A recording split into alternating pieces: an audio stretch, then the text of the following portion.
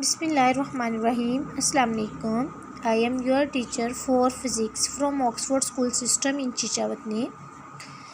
We have studied about equilibrium, then conditions of equilibrium, and yesterday we have studied about states of equilibrium. In which states of equilibrium we have studied only one state of equilibrium is a stable equilibrium. Now start the second state of equilibrium is unstable equilibrium. So read its define and then explain with its example. So देखें बेटा, a body is said to be in a state of unstable equilibrium if after a slight tilt it tends to move on further away from its original position. वो body unstable equilibrium में होगी अगर हम उसे ज़रा सा tilt करें और वो अपनी ओरिजिनल पोजीशन से मूव ऑन कर जाए, तो उस इक्विलिब्रियम को हम क्या कहते हैं? अनस्टेबल इक्विलिब्रियम बोलते हैं. ठीक है. Here is its example is try to balance the cone on its tip. It is balanced for a movement because W and FN lie along the same line. हम ट्राई करते हैं कि एक कोन है और उसका जो कॉर्नर पॉइंट है, ठीक है, उसे हम स्टेबल करने की ट्राई करते हैं. उस पर हमने फोर्स लगाई तो वो स्टेबल है, और जैसे ही फोर्स को रिमूव किया, टिल्ट किया, तो अपनी ओरिजिनल पोजीशन से क्या हो जाएगी? मूव अवे हो जाएगी, दूर हो जाएगी. ठीक है. तो इसको हम क्या कहते हैं? अनस्टेबल इक्विलिब्रियम कहते हैं. स्टेबल में हमने क्या किया था? कोन के ये जो डाउनवर्ड पार्ट था उसे स्टेबल किया था, टिल्ट किया. फॉर एग्जांपल ये कोन है तो मैंने इसे इस तरह जो है वो सेट कर दिया. इसका थोड़ा जो है ये शेप जो है थोड़ी गोल होनी चाहिए ज़्यादा साइज़ में, तो इसने स्टेबल हो जाना था. लेकिन अगर मैं इसे इस तरह स्टेबल करने की कोशिश करूँगी तो मैंने जब तक इसे ऐसे रखा है तो ये इक्विलिब्रियम है, और जैसे मैंने इसे टिल्ट किया तो ये क्या हो गया? अपनी पोजीशन से मूव हो गया, दूर हो गया. तो इस चीज़ को हम क्या कहते हैं? अनस्टेबल इक्विलिब्रियम कहते हैं. Even it is slight tilt it will no come back to its original position by its rather it will fall down. बल्कि ये नीचे गिर जाएगा because its centre of mass no longer remain above the base. और ये गिरेगा क्यों? क्योंकि इसका सेंटर ऑफ मास क्या है? कम है. इसके बारे में भी हम इंशाल्लाह जो है वो मंडे से स्टार्ट करेंगे, जिसमें हम पढ़ेंगे इम्प्रूवमेंट ऑफ स्टेबिलिटी. ये टॉपिक आपको नज़र आ रहा है, ये मंडे को क्लियर करेंगे. फिर हमें पता चलेगा कि सेंटर जो है वो इक्विलिब्रियम पर कितना ज़्यादा डिपेंड होता है, कि अगर इक्विलिब्रियम में हमें किसी चीज़ को लेकर आना है तो उसका जो सेंटर ऑफ मास है वो किस तरह का होना चाहिए. खैर वो मंडे को ही स्टार्ट करेंगे. तो बेटा ये आपकी एग्जांपल है और ये आपकी डिफ़ाइन है. नेक्स्ट जो है वो जस्ट रीड करेंगे, इसे याद करने की ज़रूरत नहीं है. It topples over because line of the action of a W no longer lies inside the base हो. ये इसलिए ऐसा होता है क्योंकि जो लाइन ऑफ एक्शन है वो डिपेंड नहीं होती बेस पर, और कोई भी बॉडी है वो बेस पर ही डिपेंड होती है. ठीक है.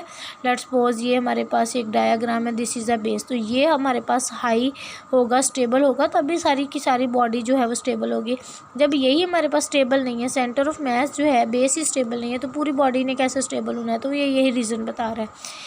In this case, center of gravity is lowered on the tilting and continues to fall further. It cannot rise up again because the anti-clockwise torque produced by a W moves it. W is a weight, move it further downward. ठीक है. और ये भी बात याद रखिएगा कि जब कोई बॉडी एंटी क्लॉकवाइज रोटेट करे तो वो स्टेबल नहीं होती. उसके बाद है न्यूट्रल इक्विलिब्रियम. न्यूट्रल इक्विलिब्रियम में अगर डिफाइन देखें, a body is in neutral equilibrium it comes to rest in its new position after disturbance without any change in its centre of mass. Neutral equilibrium में ये बताया गया है कि एक बॉडी जो है वो इक्विलिब्रियम में आएगी, लेकिन वो न्यू पोजीशन में होगी, कोई जो है उसी ओरिजिनल पोजीशन में नहीं आएगी. स्टेबल में हमने क्या पढ़ा? अब देखें, हम तीनों स्टेट पढ़ लिए ना, हम इसे रिवाइज कर लेते हैं. स्टेबल में क्या है कि बॉडी को टिल्ट करें और टिल्ट के बाद वो दोबारा से अपनी पोजीशन में आ जाए, उसे स्टेबल इक्विलिब्रियम कहते हैं. अनस्टेबल इक्विलिब्रियम बेटा वो इक्विलिब्रियम होता है जिसमें बॉडी को टिल्ट किया जाए और वो दोबारा जो है वो स्टेबल ना हो, मतलब अपनी ओरिजिनल पोजीशन में ना आए, रेस्ट में जो है वो अगर मूव करे तो वो रेस्ट में हो, दोबारा से मूव ना हो, उसे कहते हैं अनस्टेबल इक्विलिब्रियम. और न्यूट्रल इक्विलिब्रियम वो इक्विलिब्रियम है जिसमें बॉडी की ना तो शेप चेंज होती है बल्कि वो स्टेबल ही होता है, रेस्ट में ही रहता है, लेकिन क्या किया जाता है, न्यू पोजीशन में आ जाता है, जिसमें न्यू पोजीशन हो, ठीक है, प्रीवियस पोजीशन में ना आए। अनस्टेबल में तो आना ही नहीं है ना, मतलब इक्विलिब्रियम में होना ही नहीं है, उसने एक दफ़ा चेंज हो गया तो हो गया। स्टेबल में क्या है, अपनी ओरिजिनल पोजीशन में आना। और न्यूट्रल इक्विलिब्रियम में क्या है कि स्टेबल हो जाए, रेस्ट में आ जाए, लेकिन क्या करे, न्यू पोजीशन में आए, तो उसे हम क्या कहते हैं, न्यूट्रल इक्विलिब्रियम कहते हैं।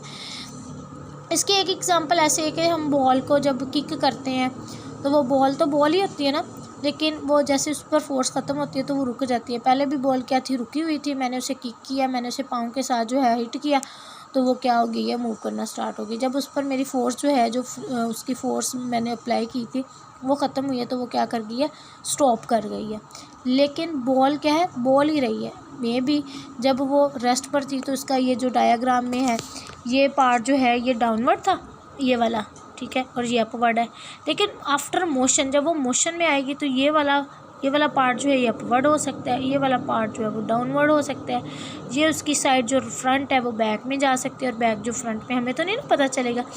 तो इस चीज़ को हम क्या कहते हैं, न्यूट्रल इक्विलिब्रियम कहते हैं। इधर एक सिलेंडर की भी एग्जांपल दी हुई है, तो 2 एग्जांपल होंगे, इसमें से कोई भी एक आप कर लें तो न्यूट्रल इक्विलिब्रियम आपका अटैम्प्ट हो जाएगा।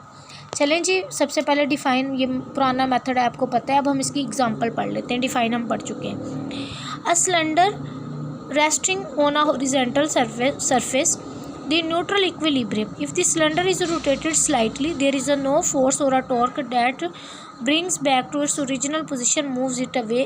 As the cylinder rotates, a height of the center of a mass remain unchanged.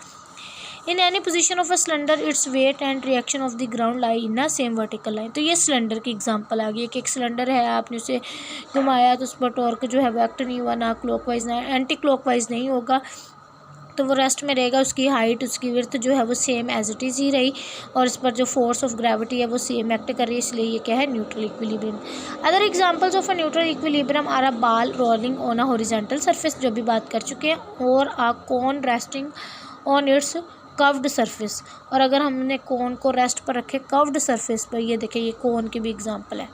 तो आप ऐसा करिएगा, सिलेंडर की अगर एग्जांपल आपको कंफ्यूज कर रही है, कंफ्यूज होना तो नहीं चाहिए, लेकिन अगर आप इसकी जी साइज़ को देख के जी यहाँ पे ज़्यादा लाइंस हैं, तो अगर आप ना करें तो ये 2 लाइंस ऐड कर लें तो आपका लॉन्ग क्वेश्चन बहुत अच्छा अटैम्प्ट हो जाएगा। बेटा जी ये देखें, सबसे पहले स्टेबल इक्विलिब्रियम की डिफ़ाइन राइट करें, उसके बाद स्टेट्स ऑफ इक्विलिब्रियम होगा, डिफ़ाइन लिखें, एग्जांपल दें। फिर बेटा अनस्टेबल इक्विलिब्रियम लिखें, डिफ़ाइन लिखें, एग्जांपल दें। न्यूट्रल इक्विलिब्रियम की हेडिंग दे, डिफ़ाइन लिखें और एग्जांपल लिखें, तो आपका लॉन्ग क्वेश्चन बहुत अच्छे से अटैम्प्ट हो जाएगा। मंडे को इंशाल्लाह जो है हम इम्प्रूवमेंट ऑफ स्टेबिलिटी करेंगे। आप अपना बहुत ज़्यादा ख्याल रखिए और साथ में बेटा स्टडी को कंटिन्यू ही रखिएगा। ओके जी, अल्लाह हाफिज़।